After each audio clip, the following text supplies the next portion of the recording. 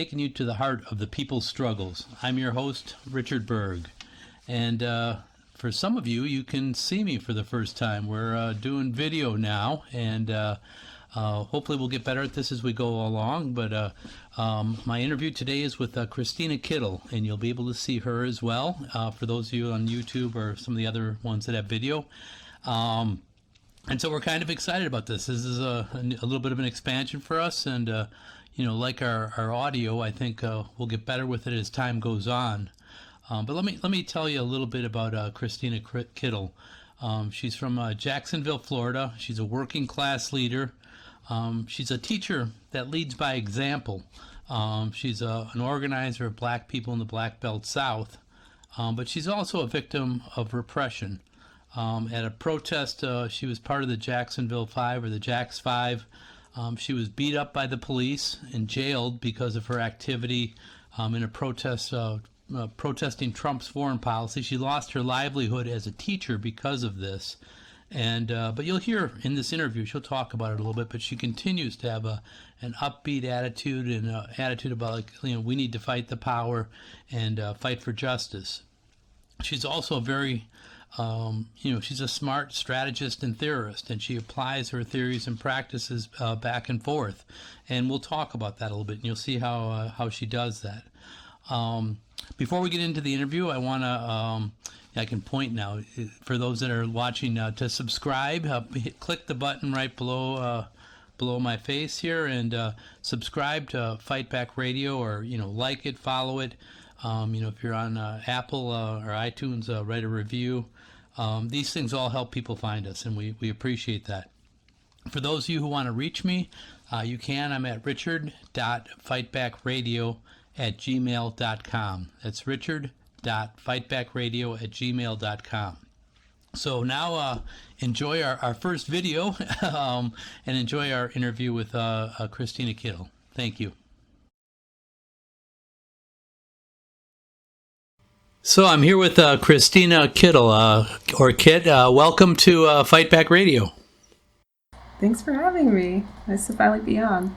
Yeah, I'm particularly excited to have you. You are our first video guest. So for those of you who are listening to us on YouTube or whatever, you can actually see Kit and myself, and so it's a big this is our big journey for us, and I want to thank especially Shane Tremley from our production team, who's been on the audio side. Now he's going to be working on the visual side. We promise that we're going to get better with this even more so as we go forward.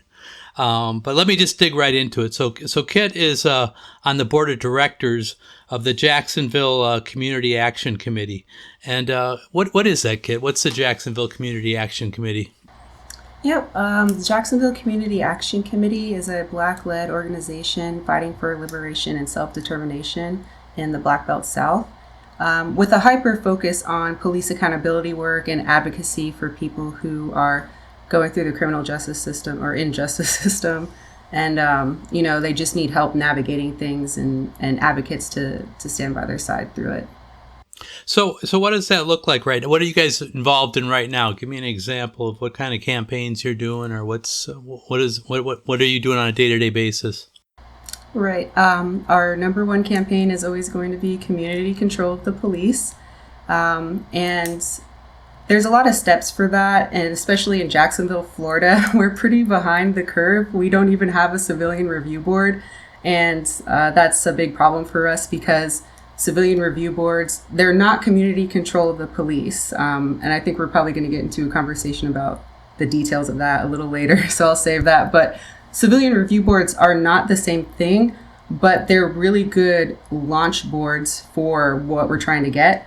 And so we are trying to start a ballot initiative to get a civilian review board in Jacksonville, Florida. We're trying to get that on the ballot for the 2024 elections.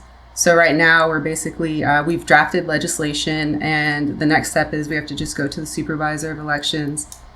We have to get, I think, 40,000 signatures of registered voters. So through our coalition that we've built in the city, we're going to have to be reaching out to our partners and getting those petition signatures and getting them verified. And then hopefully we'll see that on the ballot. And I think with a lot of the work that we've been doing here, people, for the most part, would like to see some kind of board or civilian review. So hopefully voters will, vote it in, and then we can take the next steps. So you've personally have had some issues with the police in Jacksonville, or at least the sheriff's department. I want to, I was looking through the old Fight Back News articles, and your name popped up with the Jacksonville 5 or the Jax 5. Can you tell our listeners what Jax 5 was? And I think this was back in 2017, but could you tell them what that story is? Right. So in 2017, myself and 4 other activists, we were brutally attacked by the police while we were participating in an anti-war protest. It was when Donald Trump dropped 7 Tomahawk missiles in Aleppo, Syria. And it started off as just a peaceful protest, and it erupted into police violence.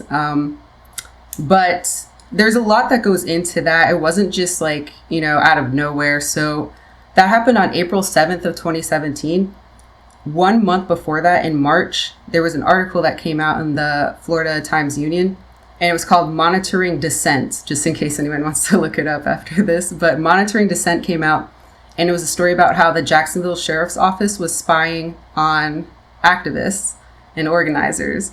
And in that was my photograph at some, I don't even know what protest I'm at, but it's just a picture of me doing my thing.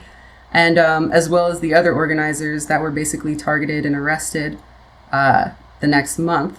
So that came out. And then also my lawyer did a lot of research on the situation because it was a really weird day. So we get agitators. Every protest, there's always somebody who's against it, and they'll make noise and do their thing.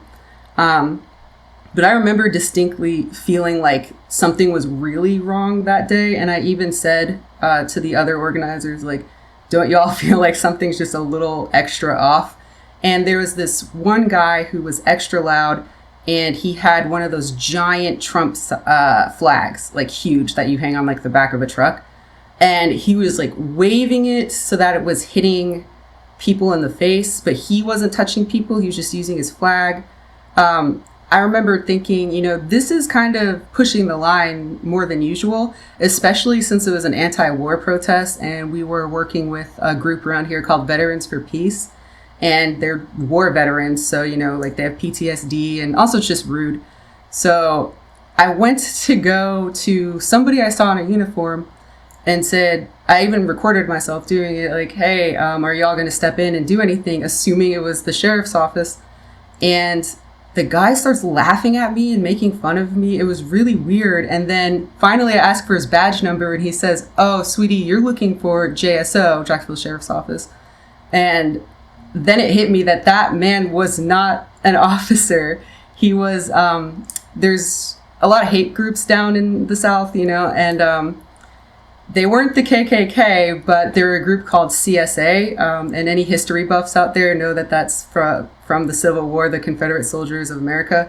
And I think they just changed it to Confederate Southerners of America now, but regardless, they're a hate group. And everyone's armed. So he's armed and he's making fun of me. Right. And he's dressed up like an officer. So other people were also getting confused. So they were approaching that man. So I'm trying to tell them, hey, that's not the person you want to approach. Meanwhile, the police are there. They're just watching everything, also laughing. So finally, it just erupts into that guy just pushes it too far, and the police run in, and they thought somebody hit somebody, and then basically they just swarm and start attacking us. And they knock one of the people unconscious. And at that point, I was running to see if the person they knocked unconscious was okay. They tased them unconscious, actually. So I was running to see if they were okay. And as I'm going, I see one of my friends who's transgender being choked out and turning purple. And I start screaming at so I didn't know if it was an officer doing it or one of those cosplayers doing it. So I didn't know what to say. So I was just hey, get off them, get off them. And the person shoves me in my chest so hard that I go flying backwards. So I get up and run up and I punch them in the face. And then that's the point where they stand up full, and I just see the the JSO badge as bright as it could be. And I was like, oh no, it's a cop. So the cop looks at me and he goes, okay, now you're going down. And then he just proceeds to just level me. So he beats me up, dislocates my shoulder, and then drags me off, and, you know, takes us away. And I just remember when I was in jail, I heard one of the people, one of my cellmates being like, who are you? And I was like, what do you mean? They're like, there's a whole crowd of people out there. And so I guess the protest followed us to the jailhouse. Oh, wow. That's great. You got that kind of support. But, you know, go back to the protest itself. So there was provocateurs, you know, throughout this protest, and you were just trying to do a peaceful protest against Trump's foreign policy. Am I correct? Right. Right. And it was proven that he was a paid provocateur. Thanks for reminding me. Yeah, like the person who had that Trump flag, he got a police escort off the premises, right? They like drove him away and he was fine.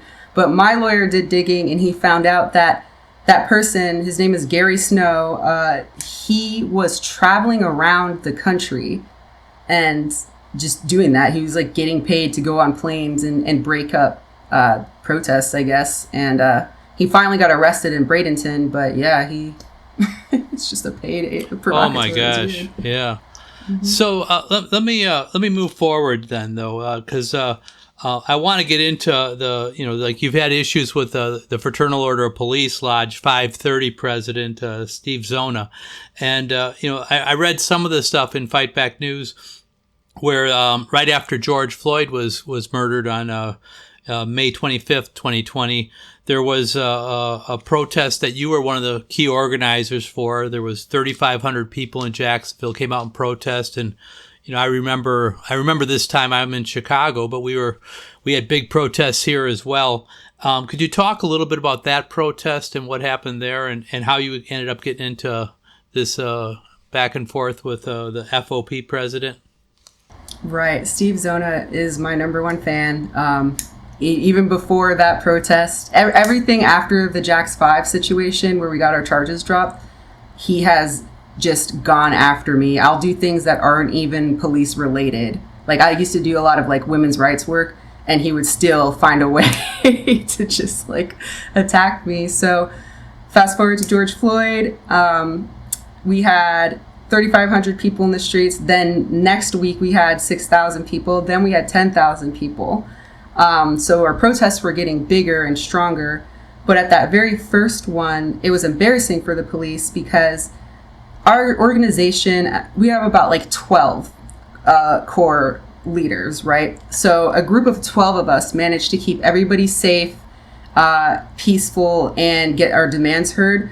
But as soon as the protest was over and there was only just like a couple of hundred people still leaving, JSO brought out like tanks and tear gas and started arresting people. JSO being the Jacksonville Sheriff's Office. Yep. Okay, got it. And they started coming around and gassing people. And, you know, our organization was working to, of course, get the folks lawyers and get them bailed out.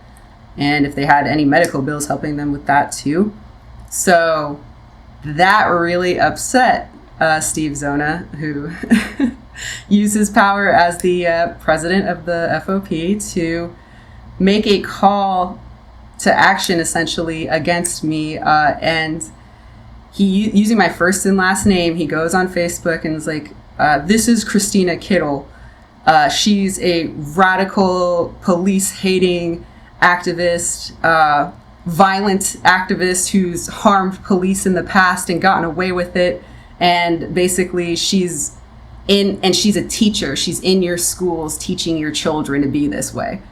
And my lawyer, same lawyer, got him to have to remove that, but the damage was already done. So at that point, the police are one thing, but I was honestly kind of more scared of like the vigilantes that follow his page, you know, like that aren't held to any kind of code or anything. Because I started getting a lot of messages just like super like, oh, we'll put that little girl in her place. And I'm not even going to repeat the other ones, but they were awful basically. And like, one of them was like, oh, her address is public record, y'all, just saying. And then I was just like, okay. So I ended up having to go to the next county over for a little while just to cool down, because, you know, like, you got to think too, I go running, and Ahmaud Arbery's case had also happened that year. So I don't know, I just like, I would go on my jogs around the block, and just knowing that they knew where I lived, I just got like nervous. So he went to a county over. He was inciting vigilantes and right-wing crazy types to come after you personally, and he was attacking your livelihood as a teacher. Mm-hmm.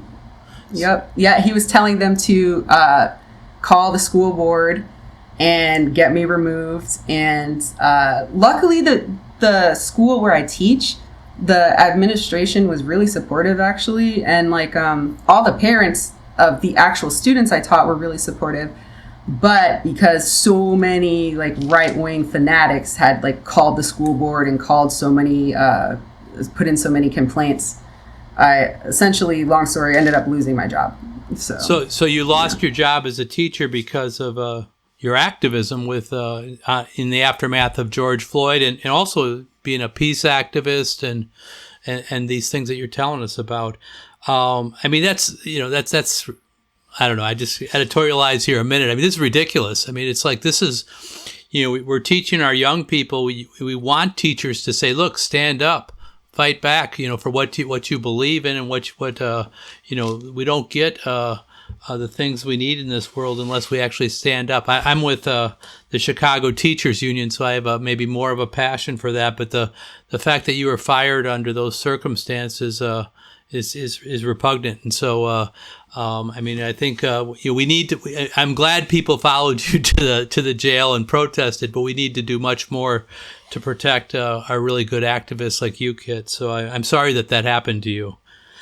Let me. I'm going to pivot a little bit here, though. I know you're a major leader in the South in the Black Liberation Movement, and you've been involved in many things. But when we talked, one of the things that you said you wanted to talk about was the oppression of women, and so I want to give you a chance to do that and to say, how do you think that fits into all the things that we've been talking about up till now? Oh, absolutely.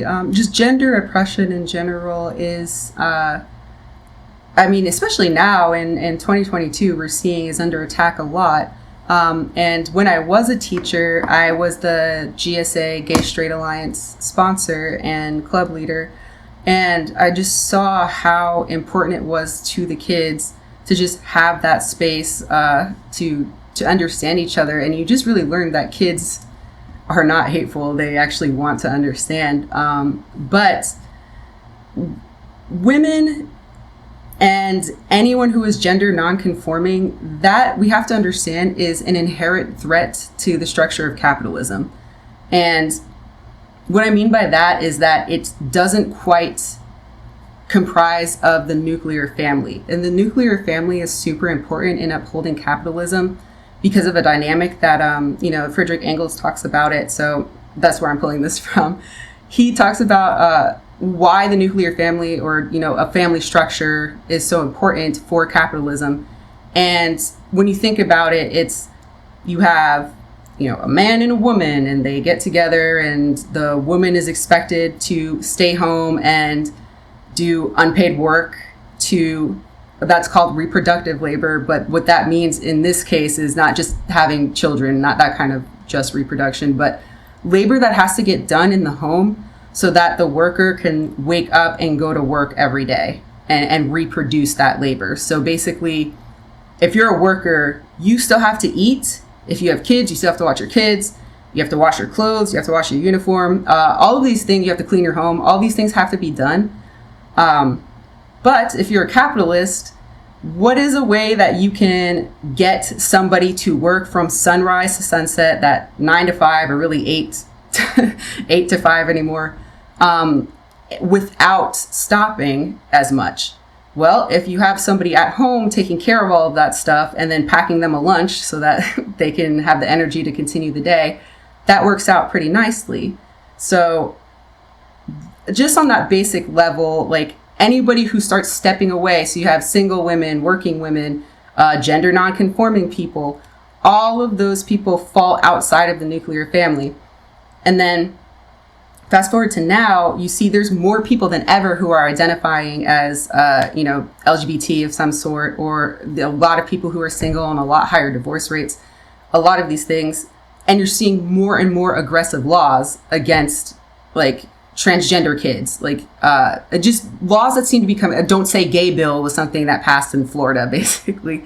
Just a lot of just open attacks on gender rights. And it makes sense, though. It makes sense when you think about how we are breaking away from that structure and how it is a threat.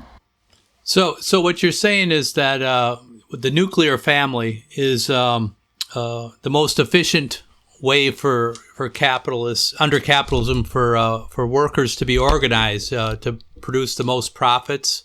Am I right? Am I getting this right?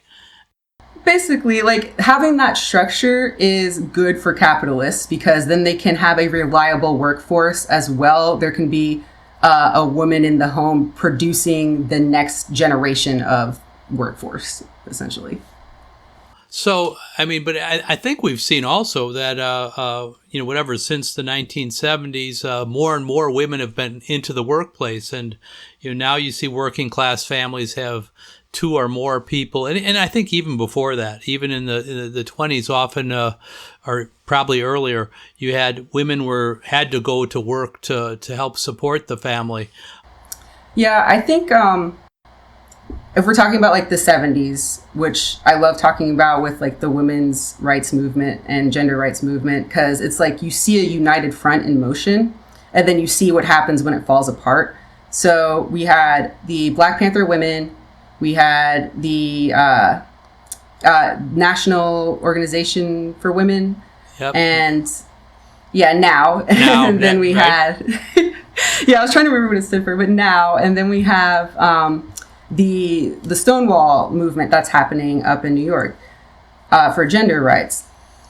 All of this was great because everybody kind of had a role, you know what I mean? It's like the Black Panther women were trying to get socialized reproductive labor. So all the things that I was talking about with laundry, childcare, all of that to be a government service so that there wouldn't be this expectation for someone to have to stay in the home. Then you had the NOW and other organizations that were going into the courts and fighting for things like Roe v. Wade. And then, Stonewall was happening. They were throwing bricks at cops and getting gender rights, which is awesome. So that was a good moment. However, we know what happened. The CIA dismantled the Black Panthers. Stonewall got dismantled too, or it got co-opted basically. And the demand went from LGBT liberation to gay marriage, which again is not the demand that a lot of people in that community have, because the demand is liberation. It's not let's get married so that we can still blend in and kind of be like a nuclear family, except it's just two men or two women this time. Like that's not what the goal was, but it got co-opted and turned into that. And then really that just left a lot of these other organizations who had a big class and race difference. You know what I mean? They're mostly white and had a little more money. So you saw the demands start shifting more from, instead of it being socialized reproductive labor, which is something that materially could help advance this movement, it changed to, we want to see more women CEOs, or, we want to see more women in the workplace, even though they're making less money. We want to see, more representation. That's what matters. Or gay marriage. That's what matters. All of this is not what matters. What matters is we need a government that can actually respect and provide help with reproductive labor so that anyone can go into the workforce if they want to. You mentioned the Black Panther Party, which was a revolutionary black organization from the late 60s and early 70s. And as you were talking about it, I was thinking also of the aftermath of the revolution in Russia in 1917, the the first commissar of social welfare was a woman named Alexandra Kollontai, and she was involved in saying, okay, well, we need child care centers for peasants and for workers, and we need, some of what you were saying, socialized laundry and cafeterias where people can get good, healthy food, and so it seems similar to what the Black Panther Party was calling for. But let me just ask you, what is, in your idea, what does gender liberation look like? What are the demands? What are we fighting for here? I'm sticking with what the Black Panthers are still trying to get. I think that that's a great first step, and it's hard to move past that when we don't have care for our children and next generation, and when we have to make sacrifices just to raise the next generation. You know what I mean? And whether it's men staying home and raising the kids, whatever it is, it looks different. It's not always a woman that's staying home. It's because of women's oppression that we don't have things like socialized childcare, or that we don't have socialized reproductive labor at all. So honestly, just very simply, I just kind of would like to see us go back to those demands, and not be afraid to ask for material gains. And that's something that our government can do, so it's I always bring, because I've been going to a lot of the My Body, My Choice rallies, and that's kind of the slogan right now. And, obviously I agree with that, but the people in power never agreed with that, whether you're a man or a woman or a worker or stay-at-home parent. They never cared about that. They exploit and abuse workers' bodies all the time for profit. So they're not going to care about exploiting anybody else's bodies for anything. And it's more of a moral argument. I know that it means materially we want Roe v. Wade back and access to abortions, but I would like it to just be a little bit more, you know what I mean? Socialized reproductive labor back on the table and strong demand again. Yeah, no, I remember the times you were talking about, because I'm older, and in the late 70s, yeah, so I'm older. There was, besides just the National Organization of Women, or now, there was, I remember women in the Black Hills, Native American women fighting against forced sterilization, and issues, there were certain, issues that around people's bodies. We were fighting against rape and rape culture, and having safe spaces for women. And but even the Roe versus Wade, the right to abortion, the leadership of that at the time was mostly middle and upper class. But I think it's something we still want to support and we still want to fight for. No? Absolutely. I mean, we just saw it got taken away. So absolutely, it's just unfortunate that the United Front got broken up, because even wins that were gained are now being taken away because it's not a strong United Front anymore. And that's kind of what happens, I guess, if you just, I don't know, if you don't go back to building a strong movement around something. Actually, it makes me really upset to think about the fact that got taken away. So sorry, I'm getting mad now. Yeah. But yeah. But I mean, also this whole fight of, dividing, the class around gender issues, I think also and hiring women often at lower wages puts a downward pressure on wages for the entire working class and affects the labor movement as well. Absolutely. I mean, the same way a rising tide lifts all ships, if you have a woman, or, a woman who has the same position as a man, and they are getting away with giving her lower wages, and they see that they can get away with it, they're going to start doing it to the whole workforce and every other department. And it's just, that's how they get away with not paying workers. Yeah, no, I get it. So let me pivot back to where we started this conversation for a little bit. The Jacksonville Community Action Committee, you said its core core activism right now is primarily around community control of the police.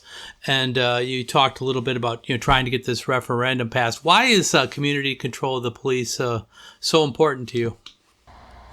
Right. Community control of our institutions is the first step in liberation, because with community control of the police, once we have control of that, we can decide what public safety actually looks like, and we can decide like what we want to see that would actually help our community. You know, the police going around arresting people, shooting people, breaking up families, that is not our definition of public safety.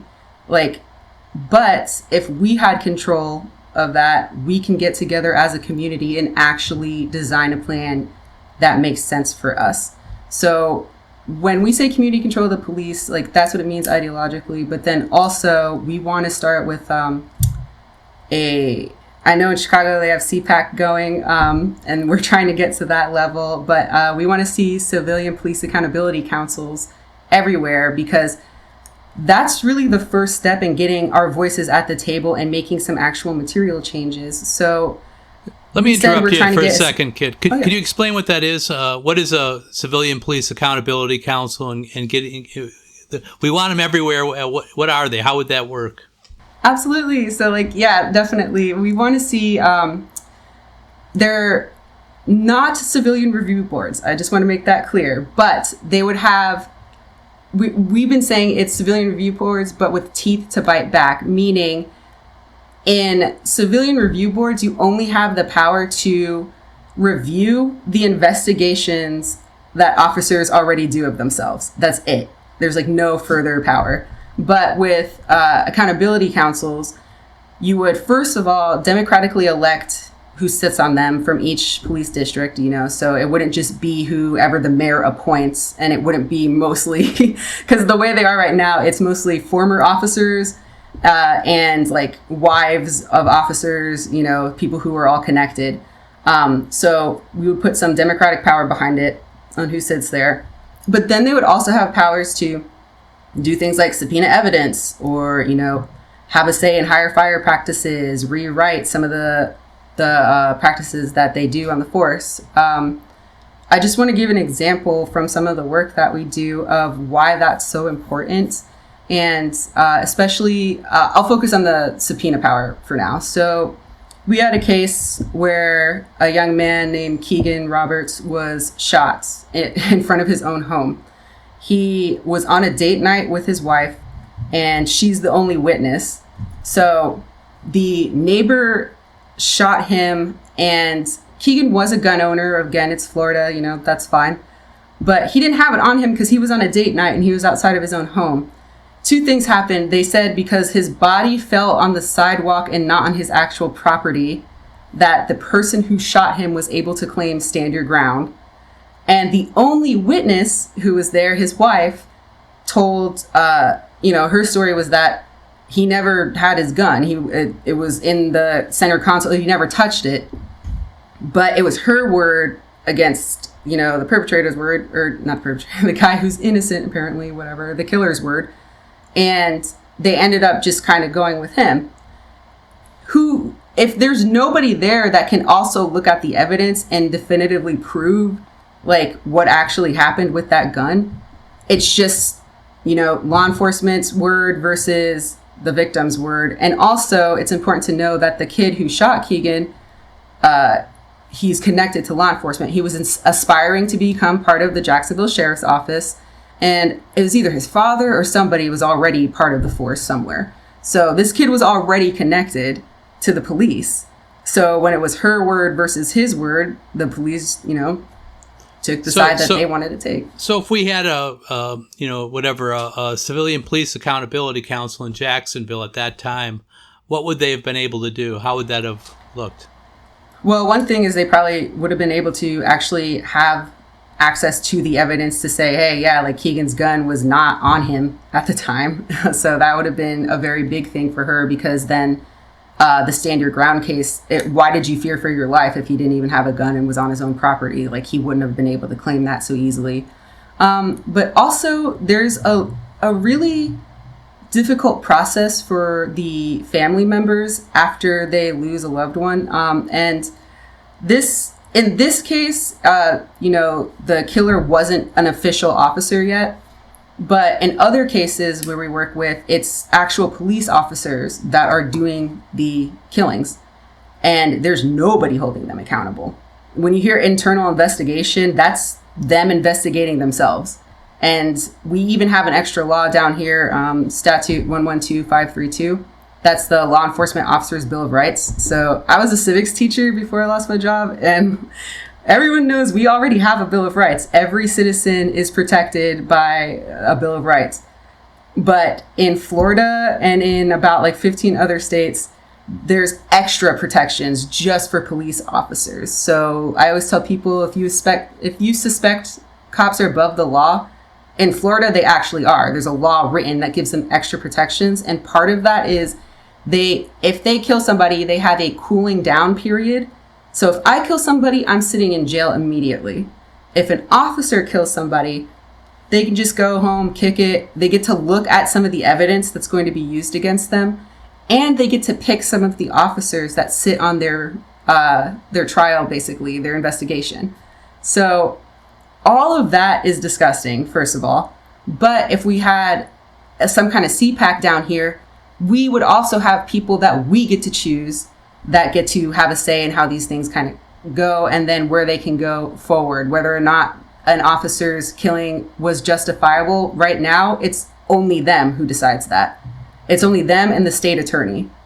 And every single case that we've dealt with in Jacksonville, no matter how egregious they've been, the state attorney has ruled justifiable. So we just need some kind of power from the community to fight against that and help these families out. So this community control of the police, this actually, we can trace this back probably back to the slavery times, but certainly back to the Black Panther Party. I've heard you talk about that. How is it that, how did the Black Panthers deal with it? And could you bring it forward to where we are now, and, how that you guys are still fighting for it in Jacksonville, and, the National Alliance Against Racist and Political Repression is fighting for it across the country in their different chapters, which I believe you're one of. Yeah. I am. We are one of them. Jacksonville is. And the framework is from the Black Panthers, and it's essentially kind of the same thing, just they got attacked by the CIA and killed. So they didn't get to make as many moves for it. But Chicago's really the city that people should look at if they want to see how much progress could have gotten made if they weren't broken up so violently. And a huge part of what they did was they, were part of Rainbow Coalition, and they were really good at coalition building. And that's a huge part of it, is a lot of people want police accountability, but it seems like everybody has their own idea of what it looks like, and they don't really come together to make it happen. The Black Panthers were really intentional about reaching out to all of those other groups and meeting them where they're at, and then getting them on board so that they also had some kind of buy-in for this. It wasn't just an idea that they came up with. They got input from everybody, people from all around the country, really, to say how they would like to reimagine public safety for their communities. And that's the blueprint they came up with, and they started fighting for it. And when they did, they had a strong base pretty much everywhere to push for it. That's something that we definitely are seeing in Jacksonville, and I know Chicago's seeing it because they found allyship in places we didn't even think would support them. But down here, we have, we even have lawyers who, when you think about it, of course they want to see more police accountability, because there's so many cases where they take a victim who lost somebody to police violence, and then they can never win that case because there's so many unfair laws against them. So now we have lawyers who actually agree with us. We have students who, when they do surveys of the community, or they do studies, they are seeing directly how public health, mental health, all these things are affecting the community at large. So they want to be involved, and they want to give their studies into this. Just big coalition building, and just understanding that it affects everybody in some way, whether or not they understand that. And and the police budget is a huge thing that we've brought a lot of attention to for that reason, because now we even have business owners and people that maybe never had an interaction with the police at all, but they see that the police are getting all the money in the city essentially, and they're not getting any money and nonprofits aren't getting the money, but the police are just to kill with impunity. So like, I don't know. I feel like I went off a little bit, but no, that's good. Big component was coalition building. Let me circle back with you a little bit on it, though. So, I mean, some of this, going back to the Black Panthers and others, is a question of self-determination, and in trying to empower people, Black people especially, but all other oppressed peoples, and by allowing them to control the police. And, it's a different approach than simply saying we need to fight racism or racism's bad, which of course it is. And of course we need to fight racism. But could you talk about that a little bit as a strategy for power?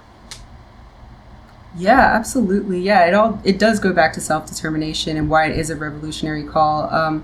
Because like I said, it's getting buy-in from everyone in the community on how we would like to see public safety look and how we would like to have control over how that functions, and it's like community control of the police is what we're working on now, but I would like to see community control of education. I would like to see community control of everything at some point, because we are stuck in a system where we're used to kind of just accepting that these decisions get made at a higher level and it is what it is and we just have to live in it. But when you start doing campaigns like community control of the police, and you start talking to people and putting the idea in their head, like, hey, we actually have the power to tell them like what is acceptable and what is not acceptable, and we have the power to form and shape what actually helps our community. It changes perspectives, and it changes people's like enthusiasm about being involved in making our community better, and then hopefully becoming organizers with us and doing a lot of things. But once they're involved and once they understand that like this is a material thing that we can start with and we can get community control of this institution, hopefully they'll start to understand that it is one step closer to self-determination entirely. Some of the people I've heard that call themselves abolitionists, some of them support this. Others will say, well, this will just create another layer of bureaucracy, and really what we need to do is get rid of the police. How would you answer that question or that statement? It's going to be really hard to get rid of something you don't have any control over, Like, how come we haven't gotten rid of it yet? It's interesting to me and I just look at history, like historically, there have been rise and falls of police forces, but not at the hands of the people. So, I'm sure Miss Al will listen to this and want to chime in, but I will bring up Japan. And when they had the Meiji Restoration, it wasn't a people's revolution. It was just shift in power, though. And they went from having like the shogun as, swords for hire, essentially being the, police force, I guess. And they disappeared because there was a shift in power, but the power was not in the hands of the people. And so instead of it being abolished, it just transformed into the toko, which was modeled after Western police mostly. So what year was this about? Do you know? That's it. Yeah, I don't want to even okay. say. I don't mean to put you on the spot, but okay, go ahead. Sorry, yeah, I don't want Miss Al to be like, no. but it was like late 1800s, but okay. Or maybe mid 1800s, but yeah, and it did shift, and then the toko ended up being like a force largely that like stopped communists in Korea and stopped a lot of other like movements that like were people's movements. So like, it's just the public safety is a thing that's going to exist in any community or any society. It's something that people should want to have. But what it looks like and the function that it serves is dependent on who's in control of it. So like, we live in a punishment culture as it is. And that's what our police do, is they punish people. They don't try to heal. They don't try to fix or solve anything. They just punish people. And I'm afraid, like if we're following other examples, like we get rid of the police, let's say we abolish the police as we know them.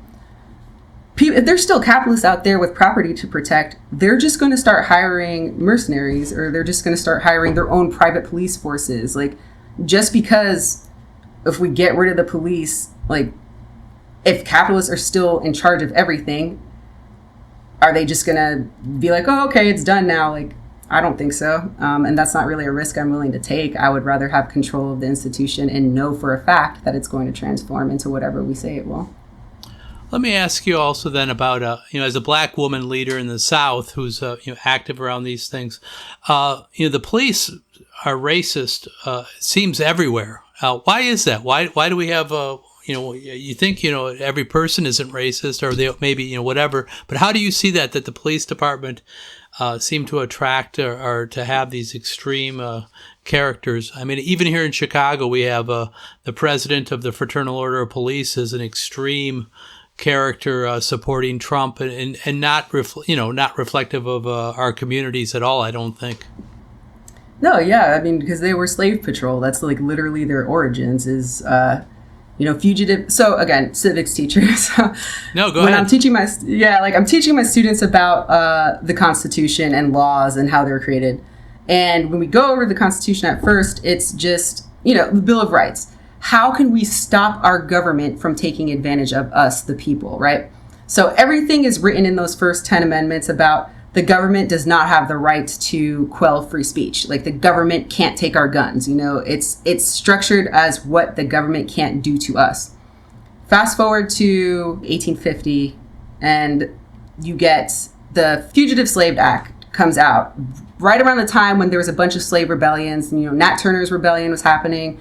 John Brown was killing people, slave owners, and slave owners were starting to say, we really got to do something about this. We can't keep having them escape and find their freedom and go over to free states. So we need to come up with something. And that's like one of the first kind of wave of laws that started coming out, where instead of this is what the government can't do to us, it had people looking in their own neighborhoods and their own communities for criminals.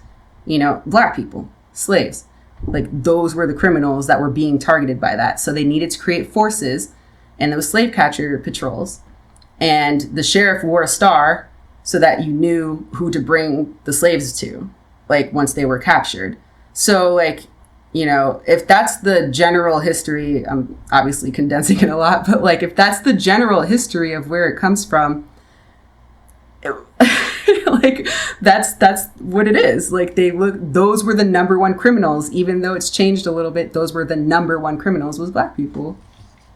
So in the last 100 plus years, maybe 150 years, I guess, whatever, we're talking about this hasn't changed. It's and I see, for those of you that can see the video on our first video show, you'll see you're wearing a Freedom Road Socialist Organization T-shirt. So you're calling for more than just community control of the police. I think you're saying that we need that capitalism has also failed black people and working people. And so you're a socialist. Why is that? Why do you have those things, and how is that going to fix these problems? It's funny. The initial answer to that is because back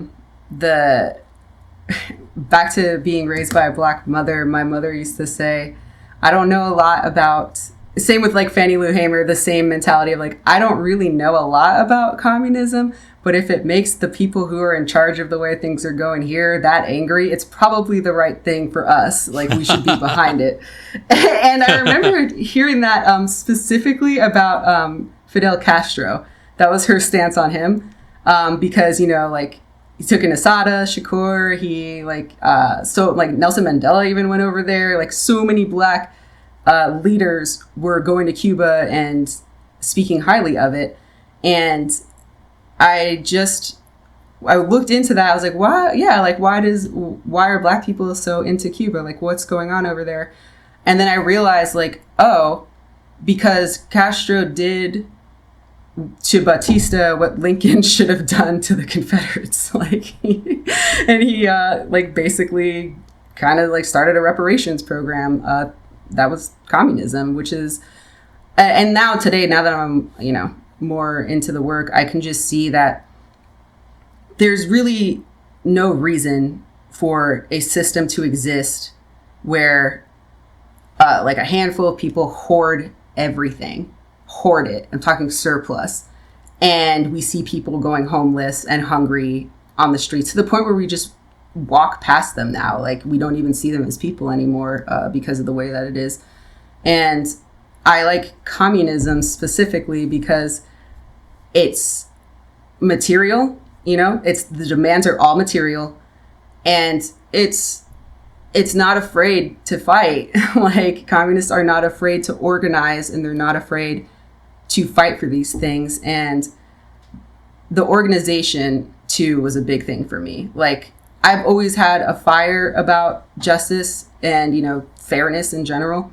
But after I got arrested and I saw how the campaign went to get me free and not have my fate be just some political prisoner, I immediately was like, okay, I see what they're talking about now as far as like how you can fight for these things, and how you win the fight is by being organized on that level. So that's why I'm in it now.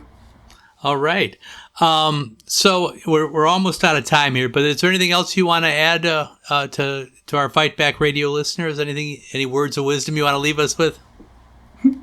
Yeah, I would just say, if you're out there and you're not already part of an organization, or if you're like on the cusp, like how I was, but you have that fire too, and you know that things are wrong and you know that they can be better, I would just say, like, reach out to organizations like Freedom Road, find out if there's a national alliance in your area, and try to get involved. I was really skeptical about joining. I was like adjacent to Freedom Road for about like 5 years before I finally was like, okay, yes, I want to join.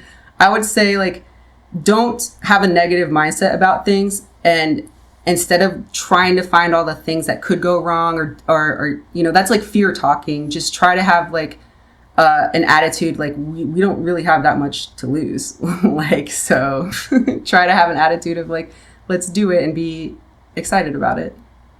It's a good way to end it. We'll put in the show notes, we'll put how to get a hold of the National Alliance Against Racist and Political Repression, and how to get a hold of the Freedom Road Socialist Organization. So thank you so much for Kit. Thank you so much, Kit. This has been a real joy. So bye-bye. No, thank you. Bye. Thank you, Christina Kittle, a real fighter from the heart of the Black Belt South. I hope you enjoyed that. I know I did. It was great to be able to talk to her. And this was not only our first video interview, this was also our first one that we did through Zoom. So we did it across from different cities where I wasn't actually sitting in the same place with the person. So yeah, give us feedback. Tell us how you think we can do it better. richard.fightbackradio@gmail.com. And any other suggestions you have of how we can make this a better podcast, a better show. As I said, we're going to put in the show notes how you can get a hold of the National Alliance Against Racist and Political Repression, and how you can get a hold of the Freedom Road Socialist Organization, as well as how you can get a hold of Fight Back Radio. So, but I want to thank especially, and maybe special thanks to our production team this time, because with the video stuff, there's a lot more. We're taking on a lot more work, and when I say we, I mean mostly they. And so I want to give special shout out to Vince Olshan, Shane Tremley, and Dodd McClogan. And they're the Fight Back team. They're the ones that make it happen. I really, really do appreciate all they've been doing. So for the entire Fight Back Radio team, I'm Richard Berg saying until next time, all power to the people.